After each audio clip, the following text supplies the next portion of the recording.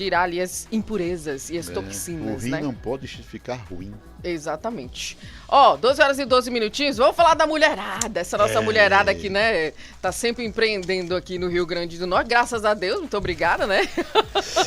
Mas, ó, e claro, né, cada vez mais donas aí dos seus próprios negócios, e isso é importantíssimo, né, cada ano que passa. Dados recentes sobre o empreendedorismo feminino aqui no nosso estado, gente, mostram avanços significativos, mas também revelam desafios persistentes que exigem, né, atenção e políticas públicas mais eficazes, sem dúvida nenhuma. E segundo um levantamento, o empreendedorismo feminino no Rio Grande do Norte, especial 8 de março, feito pelo Sebrae Rio Grande do Norte, em 2024 foram 15.793 registros de microempresas individuais, com mulheres, sim, sendo ali, ó, as donas desses empreendimentos, as donas do negócio, né? Pois é. O número representa um salto considerável em relação ao ano de 2021, né? Só para te dar um exemplo aqui, que tinha 10.228 MEIs no RN. Já nos primeiros 2 meses deste ano de 2025, foram abertas 4.061 novas empresas, sim, novos MEIs aqui no nosso estado. É coisa, viu, Edivan Martins? Sai do viu? MEI que as mulheres vêm com mês. Pois é. E para falar desse assunto, gente, nosso Tribuna Livre recebe, né, a partir de agora, a gerente de negócios de impacto do Sebrae RN, a Mona Paula Nóbrega. Seja muito bem-vinda, Mona. É sempre um prazer ter você aqui, ainda mais pra gente falar dessas mulheres maravilhosas, empreendedoras, que cada vez mais ali ocupam o seu espaço, que sempre foram, né, das mulheres ali. Seja bem-vinda. Bom dia pra você. Bom dia, eu que agradeço. É sempre um prazer falar sobre empreendedorismo feminino, então nem se fala, né? Verdade. A gente fala também por nós e por todo esse apoio que o Sebrae dá no tocante ao empreendedorismo feminino, através do programa Sebrae Delas, uma iniciativa pensada exclusivamente para mulheres, para fomentar justamente esses números e fazer essa transformação acontecer aqui no estado. Mona, o que a gente pode dizer, a que se deve, né, esse crescimento? Por que a gente observa esse crescimento no número, principalmente de empreendedoras femininas aqui no nosso estado? Então, a gente vem estimulando muito, né, através de políticas públicas ou através de programas específicos para essas mulheres. Então, a gente vê esse crescimento, né, que hoje a gente tem 42% de negócios liderados por mulheres no estado, isso quando a gente olha todos os postos de empresa, considerando inclusive a iniciativa pública, Sim. que já é um número muito interessante, né? Saber que a gente tem mulheres na liderança de entidades... Quase ali na metade, né?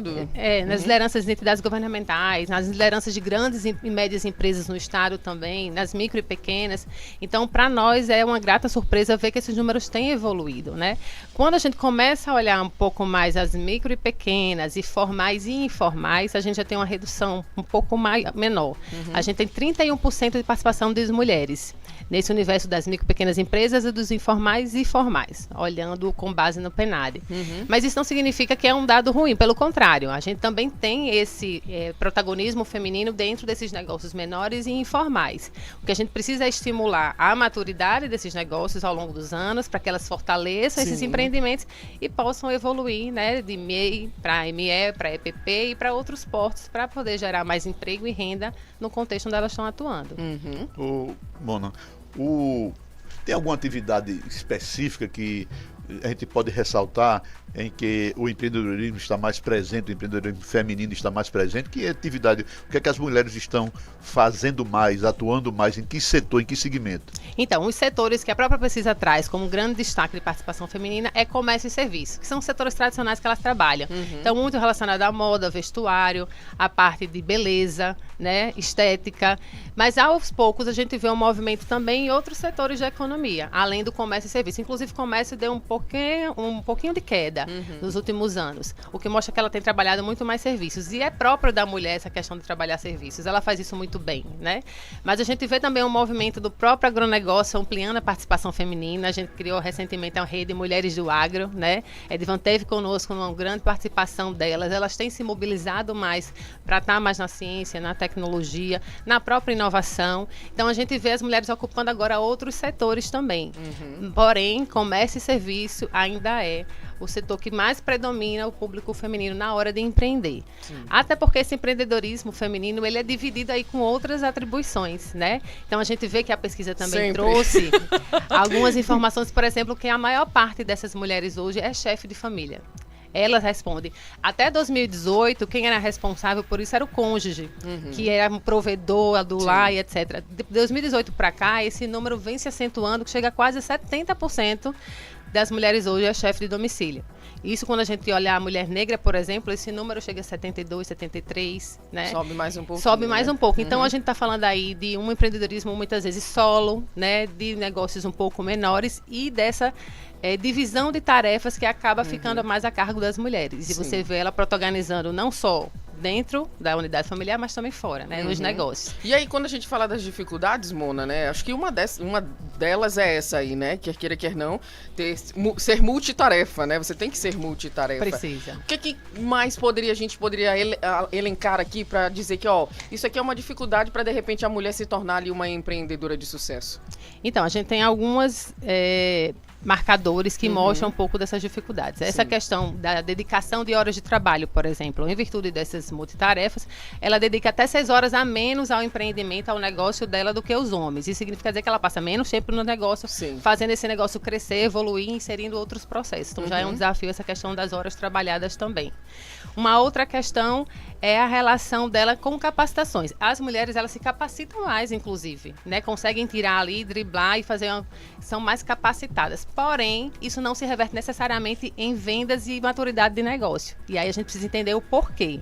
Né? Como é que essas capacitações, apesar de estarem acontecendo, não se revertem necessariamente em evolução dos negócios. Quando a gente olha a questão dos ganhos de rendimentos de mulheres e homens, essa redução caiu um pouco, né? Ela era de 31% ano passado, 2023, aliás, ano retrasado, e esse ano ela caiu um pouco para 24%. Mas ainda existe esse gap na geração de rendimentos entre homens e mulheres.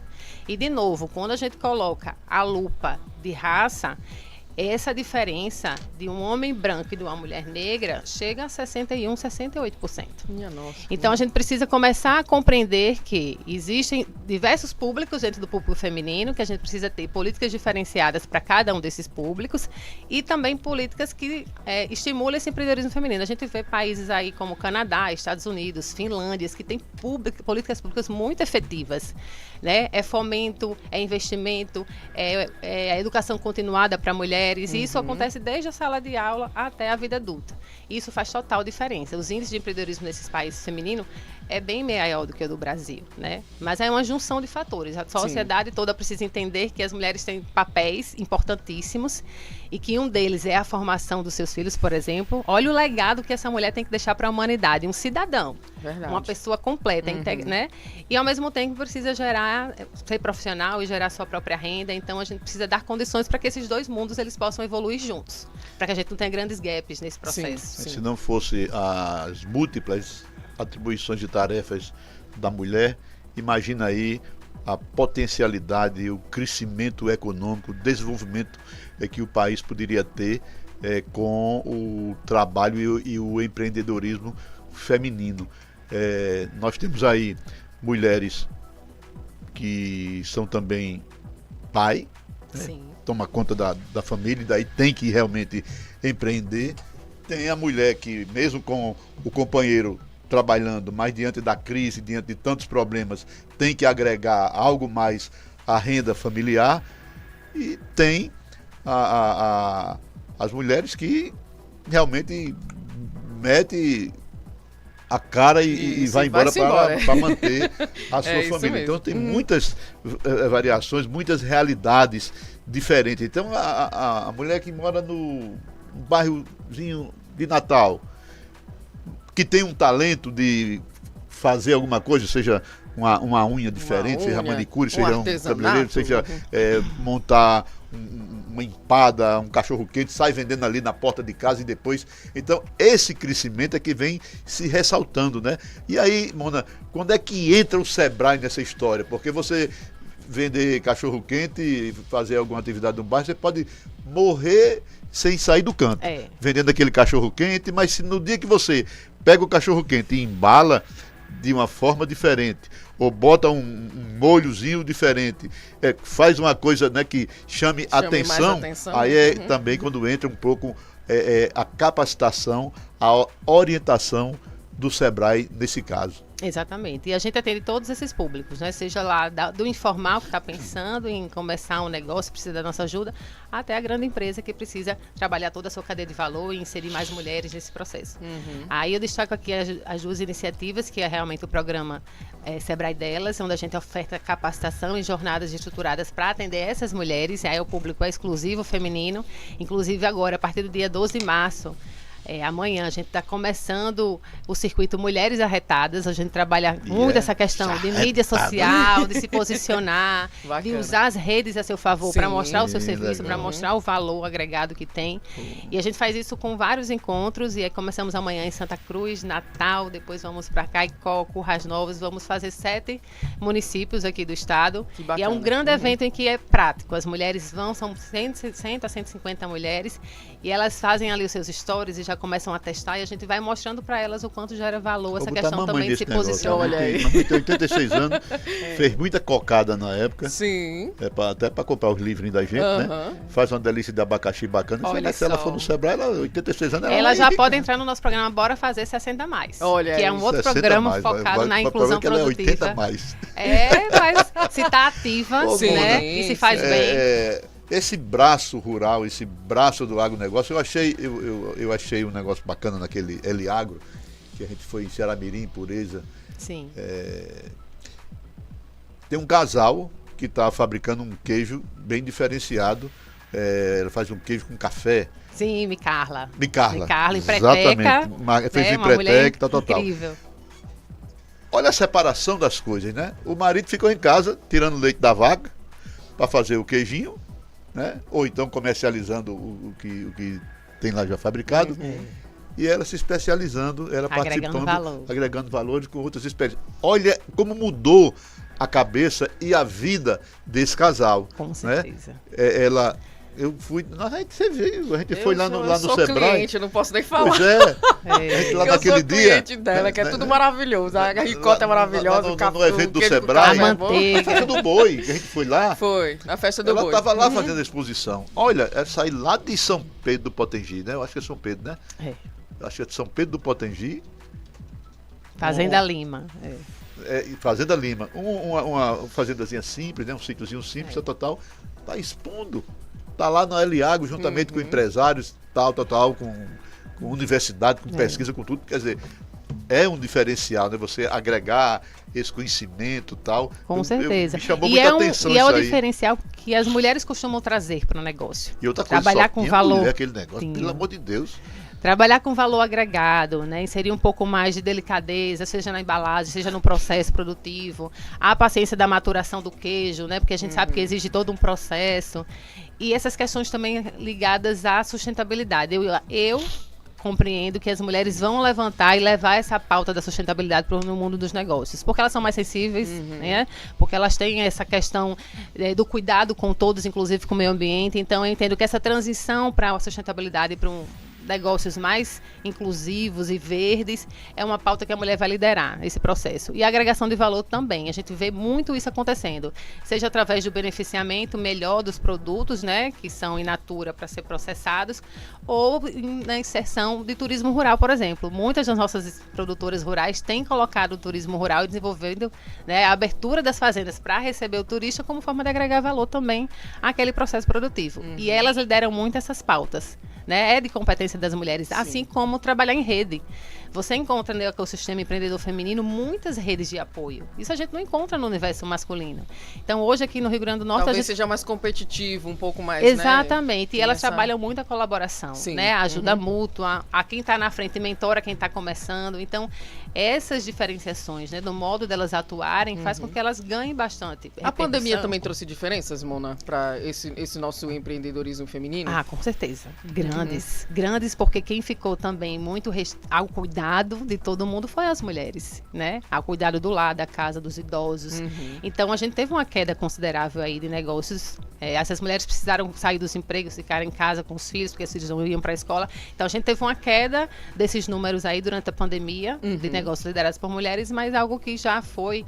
Aí está sendo recuperado, superado, né? Com certeza, ao longo dos anos. Muito bom, muito bom. E quando a gente fala desse fenômeno como um todo, só aqui no nosso Rio Grande do Norte ou de uma maneira nacional também a gente observa aí a mulherada, né, tomando conta dos seus negócios? Observa, é o mesmo movimento, inclusive. As taxas são até bem parecidas. Na região sudeste a gente tem um volume maior de taxas de empreendedorismo feminino, mas muito também pelo, acho que, o contexto mesmo de mais negócios, das pessoas saírem daqui e ir para lá, né, São Paulo, Rio de Janeiro, então a gente tem uma taxa um pouco maior do que do Nordeste, mas o movimento é o mesmo, as mulheres saindo, se profissionalizando, se capacitando mais, gerando negócios. O que a gente precisa estimular agora é sair um pouco desse empreendedorismo solo, de microempreendedor individual, para começar a trabalhar um pouco mais de empregabilidade nesses negócios. Sim. E à medida que elas vão amadurecendo e vão juntando mais pessoas ali nas suas equipes e gerando mais que inclusive empregos. O número também de empregos, a grande maioria, né, de maneira geral, vem aí dos microempreendedores individuais, né, Isso, exatamente. Mas quando a gente olha o dado de quem é empregadora e quem é solo, a maior parte dos empreendimentos é solo, feminino. Né? São poucos empregadores, que aí o microempreendedor individual pode empregar até um, né? Sim. Até uma pessoa. Porém, a gente vê esse movimento também delas, né, se organizando para crescer. E nesse crescimento vem a empregabilidade também. Lá aquele Eliagro, eu destaquei um trabalho em Touros, de Magda Barreto. E sábado eu vou lá fazer uma matéria. Que fazer bom, uma matéria. Excelente. Ela está produzindo uma caixeira, aquela é uma caixeirazinha que a gente come no restaurante, que já vem descascadazinha, ela já entrega pronta para o supermercado e para os só restaurantes. Só botar para cozinhar. Só botar para cozinhar. Coco com mandioca e galinha livre de gaiola, né? Olha, e galinha caipira lá. Então eu vou lá comer, eu tô com muita saudade do ovo caipira, né? Porque se o ovo normal tá R$1, imagina quanto é que não tá o ovo caipira. Mas ela disse que lá tá R$1. Ainda, né? Ainda. Mande aí o recado pra gente. Eu não sei se da matéria que faz uns 15 dias pra cá, se já chegou já a subir, né? Mas você diferenciou vê o preço. que ela administra, faz tudo e realmente... O que foi bonito demais, a mulher tudo de chapéu, de bota lá, né? Muito bacana você ver as mulheres realmente entrando para valer no mundo do agronegócio e empreendendo, né? Empreendendo com vontade. Inclusive pecuaristas, né? Bovinocultores, trabalhando com cavalos, com boi, né? Fazendo um trabalho muito interessante. Bianca Paiva, né? Também pecuarista. Sim, e trabalha muito, Goianinha, né? Produtora rural, e trabalha muito com a questão do bem-estar animal. Né, que é um outro diferencial para quem trabalha em agronegócio, trabalhar com bem-estar animal. Então ela tem todo o cuidado de manejo com... Pois é, Diana, se prepara que a gente está chegando por aí, viu? Para fazer esse material lá para... Uma maravilha. Mona, só para a gente finalizar, vamos passar os canais aqui do Sebrae, claro, né? Para todas as mulheres aí, quem se viu aqui na nossa conversa, quem está querendo empreender, começar aí a alavancar o negócio, né? Como é que faz? Pode acessar todos os canais do Sebrae, né? Tanto o site quanto o Instagram, a rede social Sebrae RN. Ou 0800 570 0800, as inscrições para a retada já está aberta. A gente vai lançar uma grande capacitação também agora para liderança feminina, o Lidere Delas, que é para justamente estimular esse crescimento de liderança e gestão de equipes. Então tem muita coisa boa por aí. Fique ligado que a programação está bem vasta e a gente espera todas vocês. Sim, e essa no interior, Mona, precisa também fazer inscrição? Sim, as inscrições estão no site do Sebrae, www.rn.sebrae.com.br. Começa amanhã. Olha aí, já começa amanhã, né, a movimentação. E você também se movimente, né? Porque o ano também tá só começando, né, Mona? E é importantíssimo que você conte sempre com a ajuda do Sebrae, que acho que não tem nenhum empreendedor que a gente não fale aqui, Edivan Martins, que não tenha passado ali em algum momento ou contado com a ajuda do Sebrae, né? E isso é de suma importância. Mona, quero te agradecer mais uma vez, muito obrigada, viu, pela sua presença e vamos que vamos, viu? Que a gente fica sempre muito feliz aqui de falar da mulherada, ainda mais ainda a mulherada empreendendo. Vamos sim, logo logo a gente volta aí com muitas notícias das mulheres no agro, no comércio, serviço, indústria, em todos os setores. Maravilha. Gente, conversamos com a gerente de negócios de impacto do